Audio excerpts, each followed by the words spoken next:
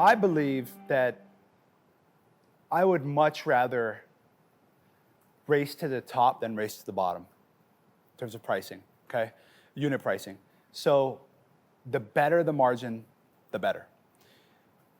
Every single business I built and sold, bought, helped, scaled, whatever, every single one, the one thing that was unfair was the gross margin basis on the unit's cost of goods. AKA, if someone's got 90% margins and you got 30% margins, they can outspend you on advertising, marketing, hiring, everything. So that was the whole idea of SaaS to oral care, take a commodity, build a brand, and apply that practice to it with scale. So for us, we look at a product and say, can someone, like we launched a $10,000 teeth whitening system. We only made 3 of them, but they're covered in gold. I did a TV show with 2 chains called Most Expensivest on YouTube, and it was the most expensive teeth whitening system. But the idea there is it depends on your market, brand, goals, fundraising goals, exit goals, all of these things, because for me, I think it's way better to, I'd rather be Ferrari than like rent a car. You know, like the transactions, the amount of employees, the amount of work, legalities, exposure. So I would rather sell $30,000 purses than $200 purses all day long, even if that's 1 customer a day.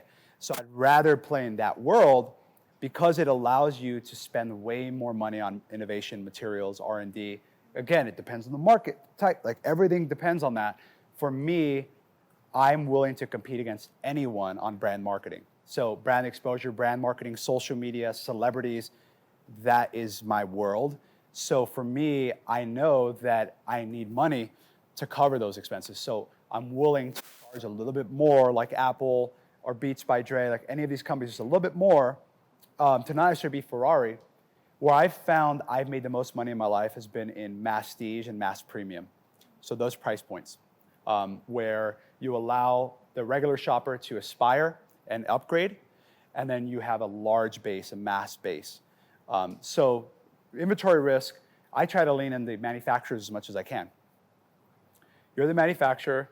If it's your idea, your project, your idea, then even if it's not your company, it's your project, you've got to sell that to the manufacturer. And if you can gain, again, if you make it their idea, right? Now it's like, hey, how about, how many can we do? Can you hold the inventory for us? Why don't we do 5,000 and then you just hold on to it? And then once we sell them, you send them on over. Maybe you send 1,000 to start. So it all comes down to your negotiation, your leverage, your relationship, your experience and time with that manufacturer. But I always say, charge more if you can build a better product. If you can drive that ounce of we all have products in our lives, a couple bucks more, but it's that much of a difference. Toilet paper, right? There's a difference, right? Regular toilet paper, nobody notices. But crappy toilet paper, no pun intended, everybody notices. So those are things that you kind of look for and you say, you know what, I do spend a little bit more for these things. And we found in oral care that you're putting it in your mouth. So people are drinking $10 kombucha and like all of these things, Whole Foods, Erewhon, all these stores, and upgrading what's going on for gluten-free, vegan, paleo, Meanwhile, toothpaste has artificial dyes, artificial coloring, all this stuff in there that's inflaming the mouth. And unless you shop at a Whole Foods, which like we didn't have a Whole Foods where I grew up, so there's no optionality. And you go online and it's also confusing. So that's where I saw an opportunity. So price point, inventory risk, make the manufacturers take as much as you can. And then if you can't, buy as little as you can. You can always buy more. But it's hard when you're stuck with the stuff unless you have the team, skill set, or ability to move that product, especially if it's perishable. Our products last 2 to 3 years, so we got a good enough time. But last year we ordered too much inventory. It was very difficult to forecast year over year because of COVID.